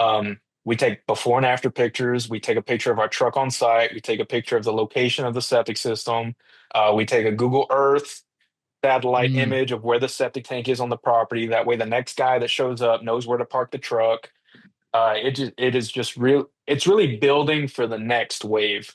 right. And I feel like some people don't have that. And what I have seen is people looking to sell their business and they have like no recurring income. It's just like they've been building up this business until retirement, and really Yeah. they have nothing but the price of their equipment because they have nothing to track. Right. And another thing too, especially when you're looking at selling a business, is for one, organically, how many calls or contact forms are being submitted of people that don't know who you are, recurring revenue, like how much revenue do you have, and contracts and things like that. But also, if you have a list, let's say in your Jobber account, you have 3,000 contacts that could be reactivated or potential customers, like all of those things are assets and value to a business. And it's tough if you don't have any of that, and really it's just the phone number or the trucks. Yep. Typically, then you'd probably just have to liquidate, and then you're getting a lot less than you're typically not getting a multiple on what the business is worth. It's just a liquidation of the equipment, and then Right. hopefully you have contracts in place. But even then, a CRM like Jobber makes it easier, right? You have the customers in place, you have their do you schedule them out or do you notify them like when it's coming up to get pumped? Yeah, so we what we do is we schedule out. We usually schedule the first couple jobs in the morning, and we Mm-hmm. leave the rest open for emergencies. That's just how it works in our area. Most people don't Mm, call until it backs up.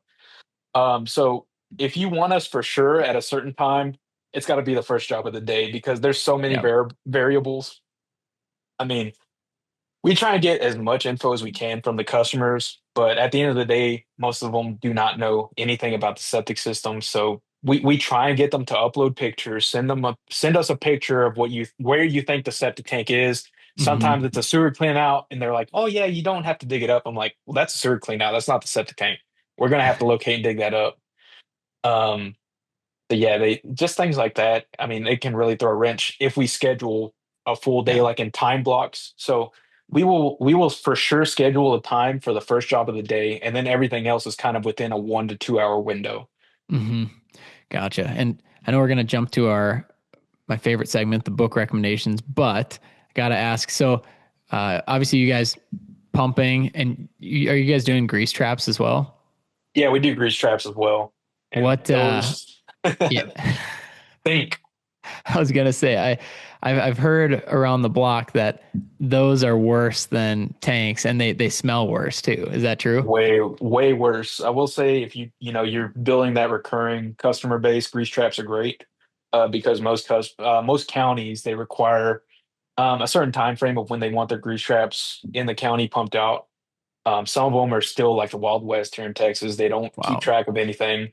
Um, but we do have a lot of recurring customers that we're on good terms with.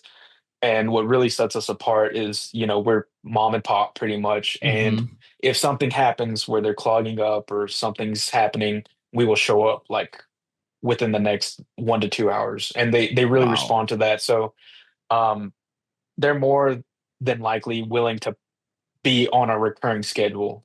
Yeah. And yeah, we've had customers where it's like we've been on a schedule with so and so, and they just haven't showed up, or they won't answer our calls, and I'm like, no, that's not going to happen with us. It's like Yeah. y'all are in our loop. We're going to take care of y'all. Like we're going to make it work somehow. Yeah, it's just way different. And with that, are there different certifications, or I know you can only pump grease, right? And then you pump it out, and do you have to clean the tank, the truck, or how does that part work? Can you do them both? So you have to specifically pump out what you're disposing of. So, and you have to dispose it at a place that accepts it. So, Mm, let's say I pump out grease, then you have to go to a place that accepts grease. hmm. Um, and then what you have to do is you have to pump out a septic tank and then dispose of it at the place that accepts grease and septic. So that's effectively cleaning the tank. No kidding. Is pumping a septic tank? Yeah, so you pump out a septic tank, but it's kind of a gray area. Yeah. If you were to pump out a grease trap, dump it at the grease disposal, and then pump out a septic tank and trying to dump it at the septic Mm, place, it could potentially throw off the pH and everything. So most yeah. of the time they won't accept it anyway because it's just weird. But yeah, you would have to get a load and go to a place that accepts both and empty it, and then you can go back to pumping septic. Interesting. So you guys strategically probably plan out your days pumping grease then, right? Yes, we usually block out a full day of that's what Yeah. we're doing. And then, yeah, it can get tricky sometimes. It's a lot of traveling. So, like I said, we're in a very rural area, so Yeah. it's always traveling is the biggest thing. But Yeah. I hope to get to the point to where we can expand and kind of like set up kind of, I want to say, connecting areas between us hmm and just make it a lot easier to do Yeah. what we're doing.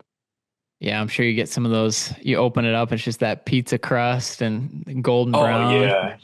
Oh yeah. Man, yeah, Greece is rough, man, but I will say it it can be really beneficial for your Yeah. business because it's just recurring. It's constantly happening, and if you build good rapport with the restaurant owner, the people that are working there, Yeah. it's really good because like yeah, I mean a lot of our grease trap customers, I mean we'll show up to eat, and I mean they That's treat us awesome. like royalty. They're like yeah, they're the ones that take care of make sure we don't back up. Yeah. Oh, I love it, dude. All right, let's get into the book recommendations here. Obviously, on the Dirtbags podcast, we're always trying to push ourselves, learn a bit more. Be the best man or woman that we can be, the best spouse. Always just trying to learn something. So we love doing this book recommendation. So for all of our listeners, Dominic, do you have any books or podcasts that have helped you that you listen to that you'd recommend to our audience today? Yeah, so I had put for one, I think it was the number one, was the 12 Rules of Life, hmm 12 Rules for Life, An Antidote to Chaos, Jordan Peterson. And I read that at a really low point in my life. Um, and just some of the things that were said, there's 12 of them, but I want to say this one that really struck a chord with me is set your house in perfect order before you criticize the world. And what that means is, before you, criticize whatever is happening in the world, no matter what it is, whether it be politics or, anything else, it's like make sure your house is in order, like you as a person. And yeah, I mean, I feel like with social media, um, TV, things like that, you can really find hmm yourself in a negative headspace just based off all the negativity that's going on. And, you may just like lash out. And I feel like, when you really, at the end of the day, all of that is just noise. Like what really matters is you. I mean, you wake up, you go to sleep, and you wake up the next day, you're still going to be you. So, Yeah. um, I feel like getting yourself in order, making sure you're okay first is more important than all the noise going on outside of that. Wow. Dude, And that was the 12 rules for life. yeah, Man, I love that. What any others you got for the crew here? yeah. So the four agreements, I mean, this one is like kind of like a pretty cliche, like self-help book. But I did read it and it did help. One of the ones I will say is, especially with social media, is don't take anything personally. And I feel like Yeah. that can go into business as well. That's one of the Yeah. four agreements. Um, Nothing, this is specifically from the book. It says, nothing others do is because of you. What others say and do is a projection of their own reality. When you are immune to the opinions and actions of others, you won't be the victim of needless suffering. Needless suffering. I love that, man. So good. Yeah, I Yeah. will say it's like if you experience something going viral, if you spend all day going through the comments, Stay out of the you comment section. you are going to feel like you're the most vile, despicable human and you're doing everything wrong. So, I mean, that book really helped me kind of take a step back and think about, this is somebody that, I mean, it's crazy to think because, most of the time you think influencer is like somebody sitting in front of a camera putting on makeup or something, but like I'm working a full job all day and Yeah. making videos on it too. So it's like I'm going through a lot of the same things these people are. It's like I'm having to wake up early, I'm having to stay out late. Yeah. Um, a lot of frustrations possibly with customers or a job that didn't go the way it should have. So you got to take a step back and realize like maybe these people commented something was like maybe they had a shitty day at work, maybe Yeah. they're not going through the best situation right now. So it's like, what does it benefit, to get agitated over that and maybe lash out back at them? Like Yeah. it does you no help. It's like you have to understand that everybody is living their own reality at that moment, and you just got to realize it's not because of you. It's like they've got stuff going on. Everybody's in their own world. Everybody is a little bit selfish. They're not thinking Hmm. about, it's not really that deep at the end of the day is what I guess it's trying to say. Like, don't delve too much into it. Don't dwell on it. Just understand everybody's going through their own stuff. Yeah, I was in a coaching call or his mastermind call last week, and one of the entrepreneurs said this, and it really stuck with me. And it piggybacks perfectly off of what you just said there. But he's like, um, he's like, typically, as an entrepreneur, you're not as bad as you think you are. And then he paused, and he's like, and on the flip side, you're not as good as you think you are either. Yeah, Like yeah, you're yeah, somewhere in the middle. It's like when you beat yourself up and you're reading the comments, and you're like, man, is this over? This is the worst? I'm the worst. And then you're probably not that bad, right? And then on the flip side, like he said, when you think you're on top of it, you're going viral, business is crushing, everything's going well. It's like, all right, come back down to earth. You're yeah. somewhere in the middle. And what one other quote that I love to say, piggybacking off that as well, is take what you do seriously, but don't take yourself too seriously. And love that too, because we are business owners, we are professionals, we are taking what we do seriously, but also for ourselves, like be yourself. Don't take yourself too seriously. Like live a good life, live a fun life, and don't think too much about what other people are thinking of you. And I think that just goes back to not taking yourself too seriously. So, kind of piggybacks off there of what you're just saying. 100%. And, kind of going into that with not taking yourself too seriously, there is another one from 12 Rules for Life. I do want to say, let's see, it was assume that the person you're listening to might know something you don't.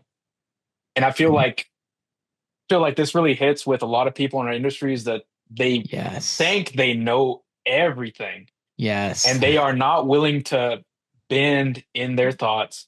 And I do, it doesn't matter what somebody is saying. I'm listening. Like I don't, in my mind, I kind of go back when I'm listening and I'm like, I'm pretending that I do not know anything. And I'm just taking it Mhm. in and I'm listening. And then from that conversation, if they're giving me information that like I could potentially use or learn from, like I will take it. But I feel like some people, they just go into, especially like these continuing education classes. I feel like some people, they just go into it and they're like, I know everything. Like, why am I even here? It's just a money grab.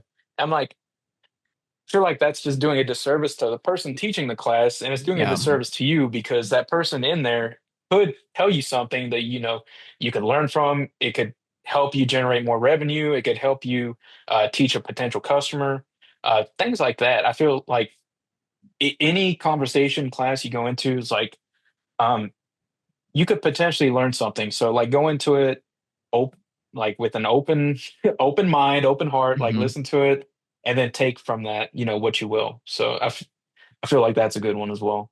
Yeah, one of my mentors always says, leave your ego at the door, especially with conferences specifically. Leave your ego at the door, and we're here to learn something, right? You're Right. here to you're here to give, but also receive. And he uses like the Hmm. sponge analogy, get filled up, but also pour it out. And Right. yeah, man, it just in every conversation, and you made me think of the How to Win Friends and Influence People book by Dale Carnegie, which is an all-time classic of just being a good listener, asking good questions, and always trying to learn something from somebody else. And that's just that adage of you don't know everything. And Right. Right. you'll be amazed, for everyone listening and for us as well, of just when you focus on that, like if you run into a stranger, you're talking to somebody, or you're in a conversation, you don't know anything, right? Start there and then try and figure something out. Like what makes somebody Yeah. tick? What do they know? What lights them up? And then you'd be surprised once you leave, you'll probably learn something. Oh yeah, 100%. And that's happened a lot, especially the main thing with the septic industry is it's so spread out. I mean, there's so many counties, so many states, and now countries. I mean, you're talking about Canadian septic. Like, I Yep. want to brag on that guy. Man, his stuff looks so clean when he puts it in. Yeah, his Yes, stuff looks so sir. clean when he puts it in the ground. Like, it's honestly an inspiration for me. I'm like, because I'm now getting into the installer side. I'm like, I want to get to that point where like my stuff looks like his.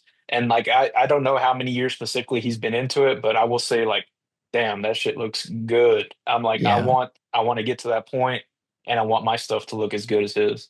Yeah, he's a dog, and he. I'm probably gonna butcher this. I think it's not long. It's been like 10 years or so, right? Because Okay.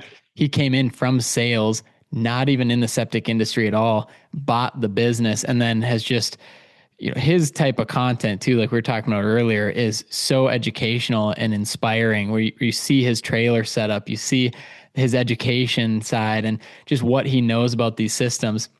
Him and I text every single day, and I feel like I'm just learning a ton about an industry I never thought I'd be in.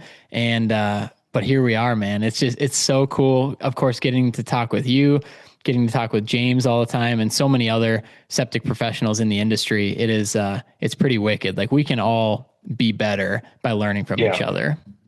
Yeah, for sure, man.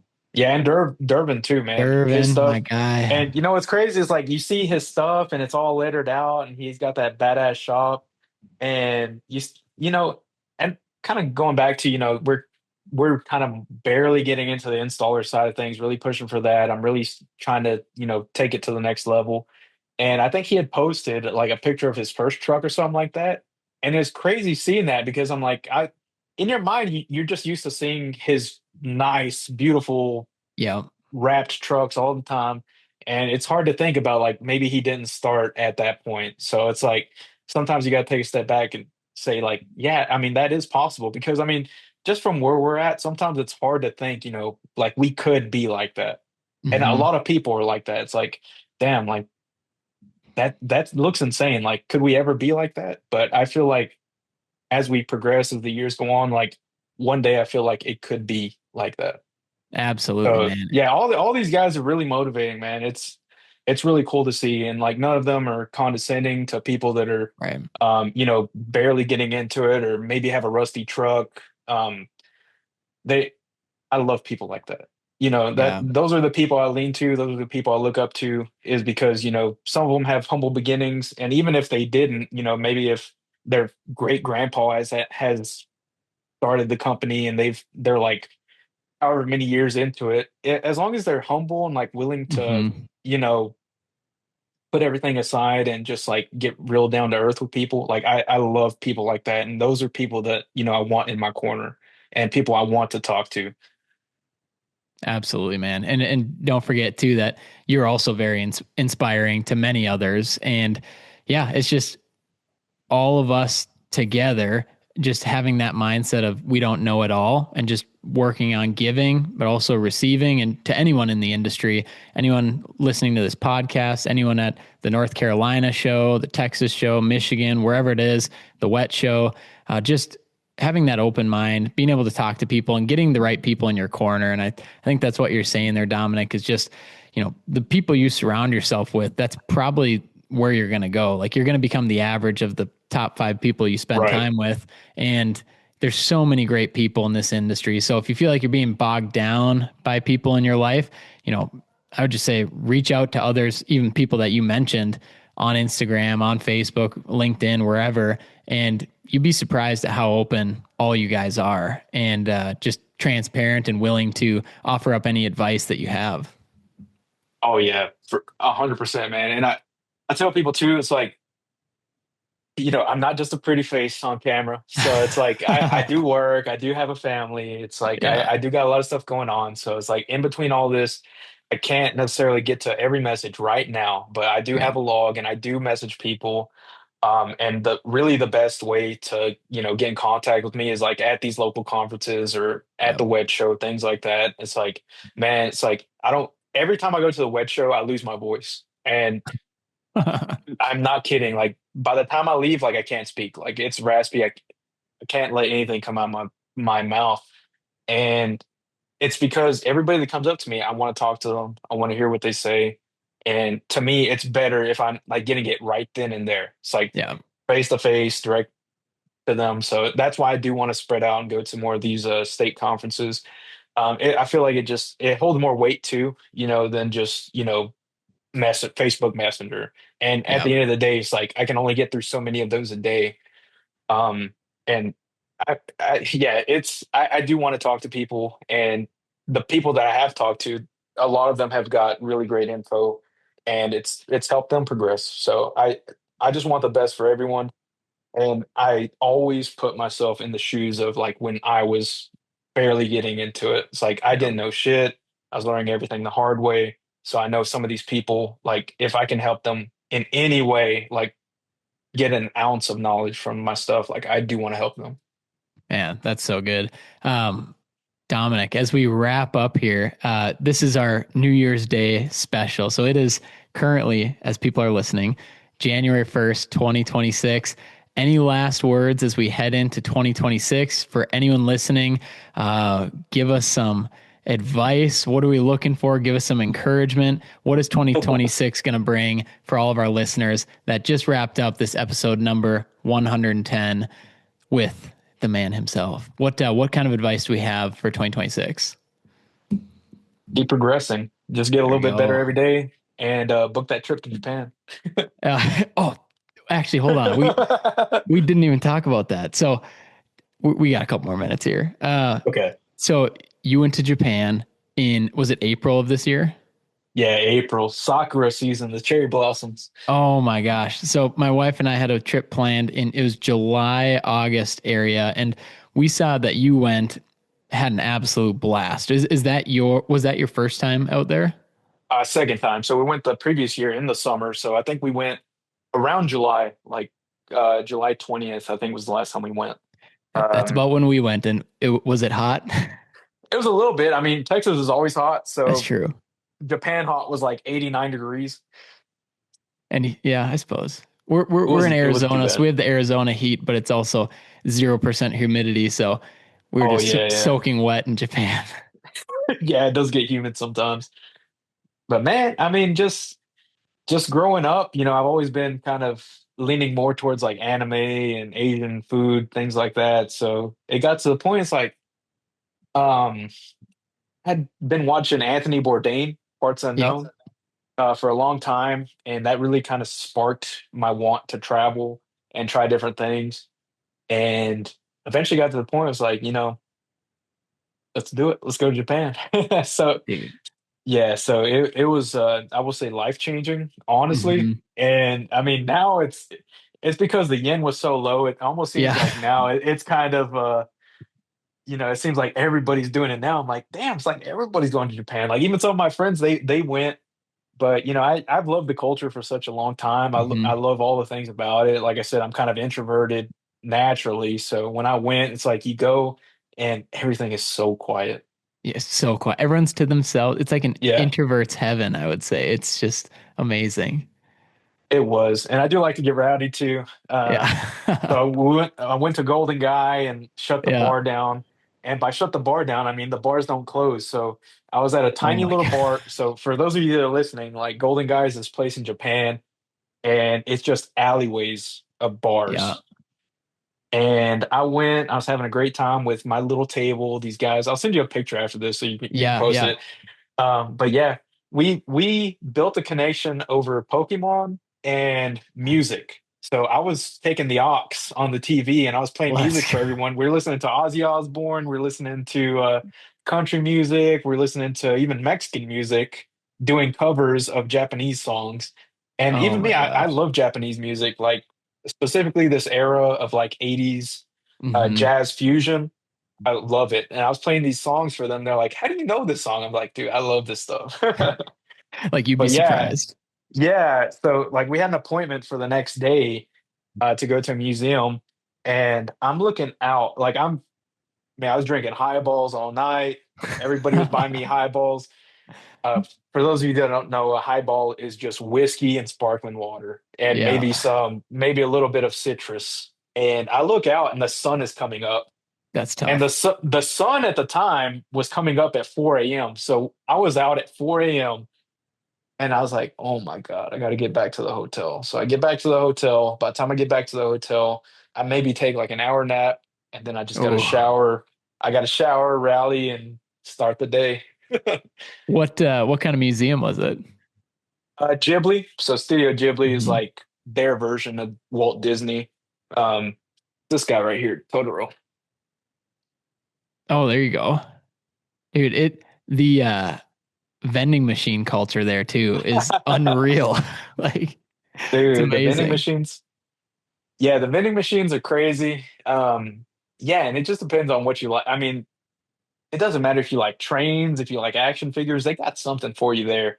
And Everything. whoever is running that shop runs that shop like it is their sole purpose in life. And that is Yeah. one thing I will say I love about Japan is whatever shop you go into, it's like that person is doing the absolute best Yeah. at what they're doing. Like if they're making sushi, if they're creating art of any kind, if they're selling clothes, like they'll make the best recommendations. Like, and I know some of it, is kind of a mask, just for, they have to put on a good face for their society. It's like it's so different than US. It's like Hmm. sometimes you go into McDonald's here and it's like nobody gives a shit. It's like everybody's off doing their own thing. They don't care. It's like unless you Yeah. complain. But over there, it's like they are on it. They're on Yeah. everything. It doesn't matter if it's fast food. It doesn't matter if it's a luxury restaurant or luxury shop. They are going to like tend to you like it's their only purpose in life. And I really appreciate that. And I told Yeah. them too. I was like, man, it is so crazy. I'll give one story. I was at the Yeah. train station. I love their public transport. Same. I wish that would carry over into the US.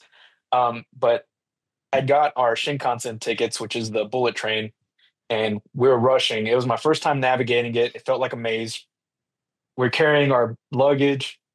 We finally find our platform. I get onto it. It's about to take off, and I reach into my pocket and I realize I'm missing our ticket. It's like, yeah. So I told my girl, I'm like, we got to get off. We got to go find that ticket. Well, I'm looking all over, retracing my steps. I can't find it. So I go to the front and I can't speak Japanese, obviously. So I have to go into Google Translate. I'm like, I lost my ticket, um, or I lost my luggage. That's what I left. I left my luggage. Oh. So I was retracing my steps trying to find my luggage. I didn't see it where we went. And I go up to the worker and I was like, I lost my luggage. I pulled it up. This is what it looks like. And he's like, and he went to a back room and he brought me our luggage. He's like, I just need to see your Nice. passport, make sure it matches the tag. And I was like, okay, bet. And then I reach for my ticket and I'm like, if I have to buy another ticket, I will. And the Shinkansen tickets are kind of expensive. They're like, Oh yeah. couple $100 depending on where you're going. So I was like, can I use that same one? He's like, yeah, but you won't have reserved seats. So I was like, okay, bet. So I'm reaching in my pockets. I'm like, well, shit, I dropped my ticket too. And then he's like, so he put out an alert. Somebody picked up our little flimsy paper ticket and brought it all the way back and No gave it to way. us. And I'm stressed out, man. I'm like, I already have social anxiety as it is, and I'm in this very crowded train station. And I guess he could sense that. So he gave me a Yeah. little trading card of the Shinkansen, and he wrote a nice little note. He's like, I hope you have a great day. Like, thank you Oh for my riding the gosh. Shinkansen. I was like, oh man, that made my day so much better. That's unbelievable, man. And we kind of joke about it too because we were in Europe for 6 weeks, then we went to Japan for 2 weeks, and in Europe when you're at an outdoor restaurant, it's always like watch out for pickpocketers, don't hang your bag on the chair and or your purse on the chair and things like that. Yeah. And we were joking, and we're like in Japan, like if you hang your purse on the chair, you're gonna end up with like two purses. It's like Yeah, it just feels like the yeah. complete opposite, It's and not going anywhere. no, and like you mentioned with the ticket, like nobody, like a flimsy little paper ticket to pick it up and then walk it all the way back to the window, like, hey, somebody forgot this. I mean, people would just step on it, I feel like Oh yeah, anywhere you else. you go to New York. I mean, the floor is littered with Yeah, tickets. Yeah, it's just crazy, man. It's like, and I understand. I mean, you kind of romanticize it because we're not from there, but it just sure. seems like so perfect. I mean, they've got their own problems, but just from the outside looking in, it's really cool to experience at least once, and it kind of opens. It's really accessible even if you don't speak Japanese, and it Hmm. kind of opens the door because I mean, at the end of the day, I mean, we're only here for a little bit Yeah, relatively compared to like the age of the world, and it's like I want to see as much of it as I can, like yeah. whether it be Japan, Europe, the rest of Asia. It's like even now I'm thinking like, dang, I want to go to see China and Korea, Hmm. Philippines, things like that. And I want to go to Europe. I want to go see all these things. I mean, you just grow up seeing all these things on TV, and the more and more you start realizing the time is like finite, the more it's like really want to go see this before it's too late. Yeah. And to your point, I I thought going into Japan that it was going to be this big culture shock. There's going to be like stressful. It's going to be all these things, and it's just this big difference. I felt more comfortable there than a lot of places, even here or in Europe or anywhere. And it's just so modernized. It's so clean. It's very easy. And yes, the language barrier is there, but with Google Translate nowadays, like we'd go to restaurants in small villages in Japan where they had zero English. They would hand us a handwritten menu in all Yeah. Japanese. And And those are the best places to go those are to. the best. You know you're gonna get something good from the kitchen. And they're smiling because they know we can't read it and they can't understand English. All you have to do is you take a picture with Google Translate, it translates it instantly, and then you just say like, I think it was like kore onegashimasu. It's like this one, please. And they're like, oh, perfect. And you Yeah. just it's so easy. And yeah, and then I can't recommend their food enough, but their service. I mean, the hospitality was unbelievable. And I think that's what really stood out to us. Is just you felt like you were a king and queen anywhere you went, and it could be a fast food place, it could be a nice gourmet restaurant, or everything in between. And they don't tip.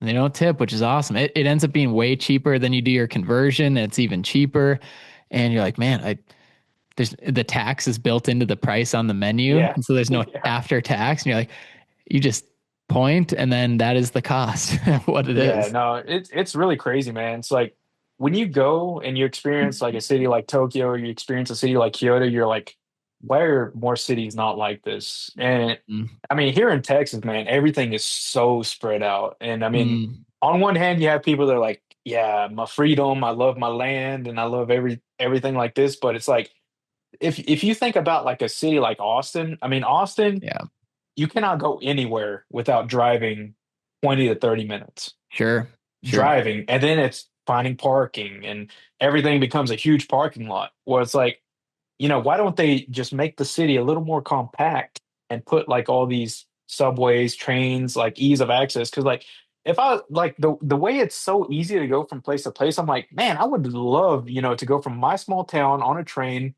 to Austin, like not have to drive, not have to think about parking. Just, I mean, what was the train tickets like? I think when you're in town, it's like maybe $2. Oh, so cheap. Well, Yeah, yeah, and that's the thing too, is that even in a lot of other countries, not just Japan, but a lot of people like don't need or don't have vehicles because they can get anywhere. And if you want to go up to the mountains or whatever for vacation, you take a train, and then yeah.